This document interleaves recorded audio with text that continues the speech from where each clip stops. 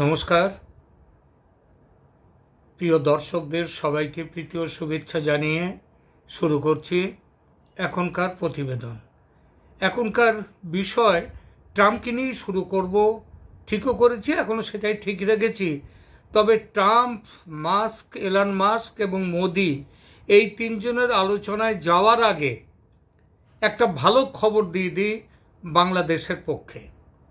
বাংলাদেশের পক্ষে খবরটা হলো যে আপনারা সবাই জানেন যে পৃথিবীর সমস্ত দেশে ট্রাম্প তার ক্ষমতায় বসার সাথে সাথেই এক্সিকিউটিভ অর্ডার জারি করে পৃথিবীর সমস্ত দেশে আমেরিকা যুক্তরাষ্ট্রের থেকে যে সাহায্য যেত বিভিন্ন কারণের জন্য, বিভিন্ন কাজে যে সাহায্য যেত, সেই সাহায্য বন্ধ করে দেওয়া হয়েছে। বন্ধ করে দিয়েছেন ডোনাল্ড ট্রাম্প, আমেরিকার প্রেসিডেন্ট, তার এক্সিকিউটিভ অর্ডারের দ্বারা। পৃথিবীর মাত্র দুটো দেশ এই অর্ডারের বাইরে আছে। দেশ দুটো হলো ইসরায়েল এবং মিশর, ইজিপ্ট। এই দুটো দেশকে কেবল উনি ওনার এর ভেতরতে আওতার বাইরে রেখেছেন। কতদিনের জন্যে? তিনি পৃথিবীর সমস্ত দেশে তাদের যে আমেরিকার সরকারি সাহায্য যে সংস্থার মাধ্যমে যায় তার নাম হচ্ছে ইউএসএআইডি। এই ইউএসএআইডির মাধ্যমে পৃথিবীর সমস্ত দেশে বন্ধ হলেও বললাম যে দুটো দেশে এটা চালু রেখেছেন এবং এটা বন্ধ থাকবে আগামী 90 দিন। এই 90 দিন কেন বন্ধ থাকবে? কারণ এই 90 দিনের মধ্যে যে সমস্ত দেশে আমেরিকার এই সাহায্য যায় সেই সমস্ত দেশ আমেরিকার স্বার্থের পরিপন্থী কোনো কাজ করছে কিনা, এক। দুই, যে কারণে, যে কাজের জন্যে বা যাদের জন্যে এই টাকা পাঠানো হয়েছিল, আমেরিকা তার ডলার পাঠায়, তাদের কাজে সেই টাকা খরচ হয়েছে কিনা, অর্থাৎ পুরো ব্যাপারটা পুঙ্খানুপুঙ্খভাবে তদন্ত করে তারপরে আবার সিদ্ধান্ত নেবেন যে এই দেশগুলোতে নতুন করে আর্থিক সাহায্য দেয়া হবে কি হবে না। এই তালিকার মধ্যে আগেই যেমন বলেছিলাম দুটো দেশ ছাড়া আর সব দেশ এই তালিকার মধ্যে রাখা হয়েছে, অর্থাৎ শুধু ওই যে আপনার ইসরায়েল এবং আমাদের ইজিপ্ট, এই দুটো দেশ ছাড়া। কিন্তু বাংলাদেশও এই আওতার মধ্যে, অর্থাৎ তারাও কোনো টাকা পাবে না। এবং এইটা নিয়ে বাংলাদেশে বাইডেন প্রীতিটা বেশি ছিল এবং ট্রাম্প এসে তার সেখানকার যে বর্তমান সরকার, সেই সরকারের বিরুদ্ধে কোনো ব্যবস্থা নিতে পারে এই ভয়ে, এবং এই কারণে বাংলাদেশের সাধারণ যে যারা এই সরকারের সমর্থক বাংলাদেশের, তারা ট্রাম্পের বিরুদ্ধে চলে গিয়েছিল। কিন্তু এখন যে খবরটা দেব এসছে আমার কাছে, সেটা হচ্ছে এই খবরে বলা হচ্ছে যে বাংলাদেশ, তাদের মধ্যে আবার আনন্দ হবে, ট্রাম্পের সপক্ষে সেখানে স্লোগানও উঠতে পারে। কি বলেছেন ট্রাম্প? আবার নতুন করে একটি আদেশ জারি করেছেন এবং সেই আদেশে বলেছেন যে বাংলাদেশকে আমেরিকান সংস্থা ইউএসএইড তাদের সাহায্য দিয়ে যাবে। এই সাহায্যটা দেয়া হবে যে রোহিঙ্গাদের জন্য যে অ্যামাউন্ট ইয়ারমার্ক ছিল, রোহিঙ্গাদের জন্য এই সাহায্যটা জারি থাকবে। বাংলাদেশের বর্তমান সরকার, এই সরকারের প্রধান মোহাম্মদ ইউনূস, তার জন্যে ট্রাম্পকে তার জন্য ধন্যবাদ জানিয়েছেন। এই খবরটা আশা করি বাংলাদেশের মানুষের মধ্যে ট্রাম্পের প্রতি যে একটা বিতৃষ্ণা আছে, ট্রাম্প তাদের এই সরকারকে, বর্তমান সরকারকে ফেলে দিতে পারে, এইভাবে যে কথাগুলো তারা সেখানে ভাবনা চিন্তা চলছে, সেটা কিছুটা কাটিয়ে উঠে ট্রাম্পের নামে জয়ধ্বনিও দিতে পারেন। এবার আমরা আসব, এটা আজকে আমার আলোচনার বিষয়ের বাইরে গিয়ে আমি এটা বললাম, প্রথমে জানিয়ে দিলাম, কারণ খবরটি সত্যি। বাংলাদেশের বর্তমানে যে আর্থিক অবস্থা, সেই অবস্থায় এই বিপুল সংখ্যক রোহিঙ্গাকে যদি তাদের খাদ্য বস্ত্র কিছুই যদি না দেওয়া যেত, তাহলে একটা দেশ জুড়ে একটা ভয়ঙ্কর পরিস্থিতি তৈরি হতে পারত। এবার আমরা আসব আমাদের পরবর্তীর জন্যে, এবং আমরা মনে করি যে ট্রাম্প এই যে কাজটি করেছেন রোহিঙ্গাদের জন্যে, তিনি যে সাহায্যটা অব্যাহত রেখেছেন, এর জন্য ট্রাম্পের অন্তত আমি তো তাকে তার জন্য ধন্যবাদ দেব অবশ্যই। এইবার আসি আমাদের আজকের যে আলোচনা আমরা শুরু করব ঠিক করেছিলাম যে একটা ত্রিভুজ, ট্রাম্প মধ্যেখানে, ট্রাম্প ওপরে রয়েছেন, তারপরে দুদিকে চলে এসছেন দুটো, একদিকে হচ্ছেন এলন মাস্ক আর একদিকে হচ্ছেন নরেন্দ্র মোদী। আমরা দেখেছি যে ট্রাম্প এসেই একবারে হুলস্থুল বাঁধিয়ে দিয়েছেন, এবং যেখানে এই হুলস্থুল যে শুধু শত্রুদের ক্যাম্পে তা কিন্তু নয়, তার বন্ধু মহলেও হুলস্থুল বেঁধে গেছে। কেন বেঁধেছে? যখন ভোট যুদ্ধ চলছে আমেরিকায়, তখন সবাই দেখেছে যে ট্রাম্প আর মাস্ক, এলন মাস্ক এবং ডোনাল্ড ট্রাম্প, এরা দুজন যেন হরিহর আত্মা, বা এক মন এক প্রাণ, কিন্তু দুটো দেহ আলাদা। এমনভাবে তারা তাদের নির্বাচনী যুদ্ধ সামলেছেন, নির্বাচনী যুদ্ধে তারা একে অপরের পাশে থেকেছেন। সেই বন্ধুত্বের, দুজনের বন্ধুত্বের দু একটা ছবি আপনাদের দেখিয়ে দিই, একটু দেখুন।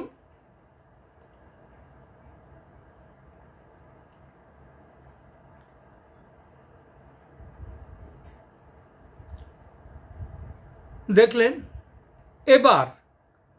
এবার আমরা দেখাই যে আমাদের ভারতের প্রধানমন্ত্রী নরেন্দ্র মোদী, এই নরেন্দ্র মোদীর সম্পর্কে ট্রাম্পের কি ধারণা, এবং তাদের দুজনের মধ্যে কতটা ঘনিষ্ঠতা একের অপরের প্রতি। পার্টিকুলারলি আমি নরেন্দ্র মোদীর কথা না বলে এখন বলি যে ডোনাল্ড ট্রাম্পের নরেন্দ্র মোদীর প্রতি কতটা ভরসা এবং কতটা তাকে তিনি বিশ্বাস করেন এবং ভালোবাসেন, তার একটা ছোট্ট ভিডিও আপনাদের দেখাচ্ছি। He's a friend of mine. He's great. He's the nicest. India. This is for you. Oh, good. Well, I'll tell you. Do you like him or not? Yeah. Do you like him? I have family on both sides of it. I have family that loves everything and family I'll just that's tell you. not. Though. You need him. I know. Well, they had, before him, they were replacing him every year. It was very unstable. He came along. He's in a lot He's construction. great. He's a friend of mine. But on the outside, he looks like he's your father. He's the nicest, total killer. Because I asked him, Yeah. we're talking, they did a thing called Howdy Modi in Houston, Texas. Oh, yeah. And they filled up the stadium. It was me and him. We filled up the stadium. It was beautiful. Like 80,000 people. It was going crazy. And we're walking around. Today, maybe I wouldn't be as... maybe you wouldn't do that. Yeah. But we're walking in the middle, waving to everybody. Anyway, but we have a very good relationship. He's the nicest human being. But we had a couple of occasions where somebody was threatening India. I said, let me help. I'm very good with those people. Let me help. I will do it. I will do it. And I will do anything necessary. We've defeated them for hundreds of years. Wow. He was talking about a certain country. Yeah. You can probably guess the country. Yeah. Can't fathom which. You know the country. Yeah. But I said, whoa, what happened there? What happened? So, no, they're all tough and they're all smart. And some are very good people. He's a good person. শুনলেন Some are good people এবং and some aren't দেখলেন good people. Narendra Modi সম্পর্কে ট্রাম্পের কি, is a nice man, এবং বলছেন যে পৃথিবীর মধ্যে তিনি যাদের সাথে পরিচিত হয়ে সবথেকে যাদের দ্বারা প্রভাবিত হয়েছেন তাদের একজন হচ্ছেন নরেন্দ্র মোদী। এবং নরেন্দ্র মোদীর সম্পর্কে তিনি বললেন তিনি হচ্ছেন একজন প্রচণ্ড বুদ্ধিমান এবং প্রচণ্ড সাহসী মানুষ, সেটাও বললেন। যেভাবে তিনি বাংলায় আমাদের পাকিস্তানের ওপরে তিনি ঝাঁপিয়ে পড়েছিলেন রাত্রে, তাদের ওপরে যে অ্যাটাক করেছিলেন, সার্জিক্যাল অ্যাটাক পুলওয়ামা ঘটনার পর, সেই ঘটনার কথা ট্রাম্প উল্লেখ করলেন। ট্রাম্প বললেন যে তিনি তাকে সাহায্য করতে চেয়েছিলেন, নরেন্দ্র মোদী বলেছিলেন, জবাব দিয়েছিলেন কিচ্ছু করতে হবে না, আমি একাই যথেষ্ট, আমি ওটা ঠিকমতো গুছিয়ে নেব এবং এমনভাবে বুঝিয়ে দেবো 100 বছরের মধ্যে আর ভারতের বিরুদ্ধে এইসবগুলো করতে আসবে না, বলেছিলেন নরেন্দ্র মোদী। এবং সেটা ট্রাম্পের মনে কতটা প্রভাব ফেলেছিল সে কথাটাও তিনি তার এই ইন্টারভিউর মধ্যে জানিয়ে দিলেন। তো আমরা এবার প্রথমে বলি এলন মাস্কের সাথে, নরেন্দ্র মোদীর ব্যাপারটা পরে আসবো, এবার বলি এলন মাস্কের সাথে আমাদের ডোনাল্ড ট্রাম্পের এই মানে খুব যে ভালো সম্পর্কটা, এই সম্পর্কটা তাল কেটে গেছে। এবং এই তাল কেটে যাওয়ার কারণটা কি? কারণটা হচ্ছে সম্প্রতি একটা আপনারা অনেকেই জানেন যে আর্টিফিশিয়াল ইন্টেলিজেন্সের উপরে একটা বড় কাজ করবার জন্য সেটা ট্রাম্প করেছেন কি $500 বিলিয়ন একটা বিরাট প্রকল্প তিনি তৈরিটা করার হাতে নিয়েছেন। এবং সেই ব্যাপারে তিনি করেছেন কি, যাদের উপরে দায়িত্ব দিয়েছেন সেই টিমের মধ্যে আছেন কি, কাদের সাথে সব কোলাবোরেশন করে তিনি এই কাজটা দিয়েছেন, সে তার মধ্যে আছেন সফট ব্যাংকের chief executive officer Masayoshi Son, open AI সংস্থার যে সিইও স্যাম অল্টম্যান, এবং ওরাকল চেয়ারম্যান, ওরাকল যে সংস্থা তার চেয়ারম্যান ল্যারি এলিসন। এবং এদের উপরে দায়িত্ব দিয়েছেন যে এই যে $500 বিলিয়ন, মানে 500 বিলিয়ন বিপুল টাকা, এইবার এইটা দায়িত্ব এদেরকে দিয়েছেন। দেওয়ার ফলে সব থেকে যিনি ক্রুদ্ধ হয়েছেন বা ক্ষেপে গেছেন তিনি হচ্ছেন এলন মাস্ক। তিনি ভেবেছিলেন যে এই ব্যাপারটা তিনি এখানে দেখাশোনা করবেন, কারণ তিনি আবার ওই যে তিনি তার মন্ত্রিসভা, তার সরকার ভালো কাজ করছে কি না সেটা দেখবার জন্য তিনি একটা যে সভা করেছেন, তার দায়িত্ব দেয়া রয়েছে আমাদের ভারতের বিবেক রামস্বামী এবং এই এলন মাস্কের উপরে। এলন মাস্ক ভেবেছিলেন যে এই যে ওপেন এআই, এই যে আর্টিফিশিয়াল ইন্টেলিজেন্সের যে কাজ করবার জন্যে তিনি $500 বিলিয়ন তার জন্যে মজুত রেখেছেন ট্রাম্প, এই কাজটা তিনি পাবেন। তিনি পাননি, এমনকি তার সাথে যোগাযোগও হয়নি, এবং তার সঙ্গে যোগাযোগও হয়নি, এবং ট্রাম্প তার সঙ্গে আলোচনাই করেননি। আর সব থেকে বড় যে প্রশ্নটা, যে ব্যাপারটা ঘটে গেছে, সেটা হচ্ছে ওই যে আপনার সাম অল্টম্যান, যিনি হচ্ছেন আবার ওই ওপেন এআই এর সিইও, তিনি ওই ওপেন এআই যখন তৈরি করেছিলেন তখন মাস্ক এবং ওই স্যাম অল্টম্যান এরা দুজনে মিলে তৈরি করেছিলেন। কিন্তু দুজনে মিলে তৈরি করবার পর এখন ওই কোম্পানিতে মাস্কের বিরুদ্ধে সেখানে আইনি লড়াই চলছে। এই লড়াইটা সেখানে শুরু করে দিয়েছেন স্যাম অল্টম্যান, যিনি বর্তমানে ওখানকার সিইও। তিনি বলেছেন যে এলন মাস্ক এমন কিছু ব্যবস্থা নিয়েছিলেন যার জন্য কোম্পানির অনেক ক্ষতি হয়েছে, এবং এইটা নিয়ে মামলা চলছে সেখানে। তাহলে মানে আমাদের এলন মাস্ক ভেবেছিলেন তার এই দুঃসময়ে, মানে এলন মাস্কের এখন আপনারা জানেন স্পেস এক্স যেটা পাঠানো হয়েছিল মহাশূন্যে, সেটাও সাকসেসফুল হয়নি।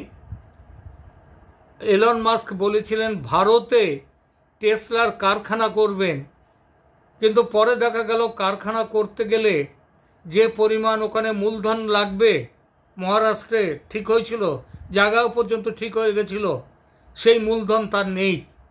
তিনি তখন চেষ্টা করেছিলেন ভারতে যদি মূলধন দেওয়ার মতো কেউ থাকে, এবং ভারতে সেটা ওনার সাথে কেউ কাজ করতে চায়নি, ফলে সে প্রপোজাল আপাতত এখানে ওখানে হচ্ছে না। তারপর উনি চেষ্টা করেছিলেন মেক্সিকোতে নিয়ে যাওয়ার। এমনকি ট্রাম্প জিতবার পরে উনি ভেবেছিলেন যে আমেরিকাতে তিনি তার টেসলার কারখানা তৈরি করবেন, আরও বড় করে করবেন, সস্তা দামে গাড়ি করবেন, ওই যে ব্যাটারি আপনার ইলেকট্রিক ইঞ্জিন, তো এই যে করবেন।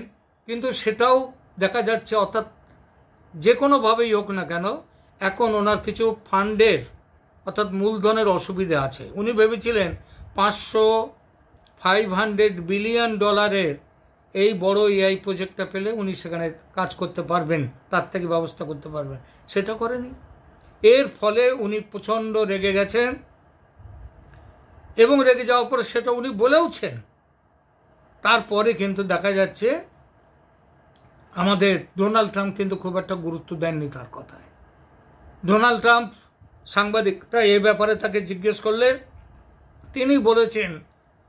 তিনি বলেছেন যে এটা সামান্য ব্যাপার, ওটা ওর সাথে এখানে ডোনাল্ড মাস্কের ব্যাপারটা উনি মিটিয়ে নিয়ে নেবেন। উনি খুব একটা গুরুত্বই দেননি ব্যাপারটা। তাহলে এই যে পরিস্থিতি, অর্থাৎ ত্রিভুজের এলন মাস্ক তার এত কাছের লোক, তাকেও কিন্তু আমাদের ডোনাল্ড ট্রাম্প তার মতে চলেননি। কারণটা কি? কারণ হচ্ছে ডোনাল্ড ট্রাম্প হচ্ছেন বেসিক্যালি তিনি একজন ব্যবসাদার, বিজনেসম্যান, সেই সাথে সাথে আমেরিকার রাষ্ট্রপতি। তিনি শুধুমাত্র বিজনেসম্যান নন। শুধুমাত্র বিজনেসম্যান হলে এলন মাস্কের সাথে তিনি একটা সেট করে নিতে পারতেন, তা কিন্তু করেননি। তার ওখানে বড় জিনিস হচ্ছে তিনি আমেরিকার রাষ্ট্রপতি। মেক আমেরিকা গ্রেট এগেন, এই যে ক্যাম্পেইন, এই ক্যাম্পেইনের পথে তিনি চলছেন। তিনি আমেরিকাকে অনেক বড় জায়গায় পৌঁছে দেবেন, এইটাই তার স্বপ্ন। ওই জন্যেই ট্রাম্পের সাথে মাস্কের কিন্তু দ্বন্দ্ব বাঁধল। শুধুমাত্র রাজনীতিবিদ যদি হতেন, শুধুমাত্র ব্যবসাদার যদি হতেন ট্রাম্প, তাহলে মাস্কের সাথে গোলমালটা হতো না হয়তো। আবার দেখুন, ট্রাম্পের পরিচয় দুটো, তিনি যেমন ব্যবসাদার তেমন তিনি রাজনীতিবিদ। আমাদের ভারতের এইবার ত্রিভুজের তৃতীয় বিন্দুতে যায়, সেখানে আছেন আমাদের নরেন্দ্র মোদী। নরেন্দ্র মোদী তিনি ব্যবসাদার নন, তিনি হচ্ছেন রাজনীতিবিদ। সুতরাং এইবার দেখা যাবে রাজনীতিবিদ হলেও ট্রাম্পের মধ্যে যে আবার ব্যবসার ব্যাপার আছে, আমেরিকার ব্যবসার ব্যাপার, কিন্তু ব্যক্তিগতভাবে না হলেও দেশের ব্যবসার কথাও নরেন্দ্র মোদী ভাবতে হয়। এইবার ট্রাম্প কি বলেছেন ভারত আমাদেরকে যেভাবে ট্যারিফ শুল্ক লাগাবে, অর্থাৎ আমেরিকার কোনো মাল যদি ভারতে আসে তার জন্য ভারত যে শুল্ক লাগায়, ট্রাম্পও করবেন কি ভারতের মাল যদি আমেরিকায় যায় সেই একই পরিমাণ ট্যারিফ বা শুল্ক লাগাবেন। এতে ক্ষতিটা কার আপাতত হবে? আপাতত হবে ক্ষতি ভারতের। কেন ভারতের ক্ষতি হবে? ভারতের ক্ষতি এই জন্যই হবে যে ভারত অনেক বেশি টাকার জিনিস আমেরিকাতে পাঠায়, সেই তুলনায় আমেরিকার থেকে তার আমদানি কম। অর্থাৎ ট্রেড ভারতের ক্ষেত্রে এটা এক্সেস, আমেরিকার ক্ষেত্রে ওটা ডেফিসিট, ঘাটতি। এবং এর জন্যে স্বার্থের সংঘাত আমেরিকার সাথে নরেন্দ্র মোদীর সরকারের লাগতেই পারে। যদিও এ পর্যন্ত দেখা গেছে যে নরেন্দ্র মোদীর সরকার অন্তত নিজের স্বার্থের সাথে কখনো কম্প্রোমাইজ না করেও ট্রাম্পের কাছে পৌঁছে গেছেন। তার বড় উদাহরণ হচ্ছে ব্রিক্স কারেন্সি যখন শুরু হওয়ার কথা হয়েছিল, তার একটা বড় দায়িত্ব ছিল নরেন্দ্র মোদীর ভারতের উপরে। কিন্তু যখনই ট্রাম্প ব্রিক্সের বিরোধিতা করলেন ভয়ঙ্করভাবে, যারা ব্রিক্সের মেম্বার হবে, ব্রিক্সের সাথে থাকবে, তাদের উপরে 100% ট্যারিফ দেওয়া হবে, লাগানো হবে 100% শুল্ক, তাতে ভারত সেই জায়গার থেকে কিন্তু পিছিয়ে এসছে এবং খুব কায়দা করে পিছিয়ে এসছে। ভারত বলেছে তাদের রুপির সাথে, অর্থাৎ টাকার সাথে, রুপির সাথে যে আন্তর্জাতিক বাণিজ্য যেসব দেশের হবে চলছে সেগুলো সে চালিয়ে যেতে পারবে। এবং ভারত বলেছে ব্রিক্স কারেন্সি তৈরির ব্যাপারেও কোনো সেই পথের তারা হাঁটবে না। ফলে আমেরিকার কাছে ভারতের সাথে এই মুহূর্তে কোনো সংঘাত বাধেনি, কিন্তু একটা জায়গাতে বাধার সম্ভাবনা আছে, সেটা হচ্ছে ওই জিনিসপত্র তৈরি করা এবং তার আমদানি রপ্তানি, তার শুল্ক নিয়ে। কারণ আমেরিকায় ট্রাম্প এবার বলেছেন যে মেক ইন আমেরিকা, যেমন ভারতের আগে নরেন্দ্র মোদী স্লোগান দিয়েছিলেন মেক ইন ইন্ডিয়া, আপনাদের হয়তো মনে আছে। আমেরিকা এখন ট্রাম্প সেখানে স্লোগান দিয়েছেন, আগে আমেরিকার ছিল পৃথিবীর যেখানে পারো তৈরি করো, করে আমাদেরকে কম দামে দিয়ে দাও। আমেরিকা এখন সেটা আর করছে না, এবং সেই মতের জোরে ওই পথে চলার ফলে চীন আজকে পৃথিবীর এত বড় শক্তি হতে পেরেছে। আমেরিকার সমস্ত যারা উদ্যোগকর্তা যারা উদ্যোগী, তারা সব চীনে গিয়ে ব্যবসা ফেলেছিল এবং সেখানে তৈরি করেছে। তার ফলে চীন আজকে এই জায়গায় উঠেছে। ট্রাম্প সেই জায়গা থেকে চলে আসছেন, এসে তিনি বলছেন আমরা এখানটাতে তৈরি করব মেক ইন আমেরিকা। এই জায়গাতে ট্রাম্পের সাথে মোদির একটা জায়গার মানে সম্পর্ক খারাপ হওয়ার সম্ভাবনা আছে। এছাড়া আপাতত এমন কোনো জায়গা নেই। কারণ এটাও মনে রাখতে হবে, ট্রাম্পকেও নির্ভর করতে হবে। চীনের সাথে লড়তে গেলে ভারতকে পাশে না পেলে আমেরিকার কোনো লড়াই সাকসেসফুল হতে পারে না। আমরা চেষ্টা করব, আমরা চাইব যে ভারত আমেরিকার বন্ধুত্ব এবং ট্রাম্প মোদির বন্ধুত্বের ওপর নির্ভর করে ভারত আগামী দিনে এই বিশ্বে একটা বড় শক্তি হয়ে উঠবে। শুধু তাই না, বিশ্বের শক্তিধর দেশগুলো যাদের কথায় অনেক সময় বিশ্ব কোন পথে চলে সেটা ঠিক হয়, ভারত সেই জায়গায় পৌঁছে যাবে। এখনকার মতো এখানেই রাখছি। ভালো থাকবেন সবাই, ধন্যবাদ।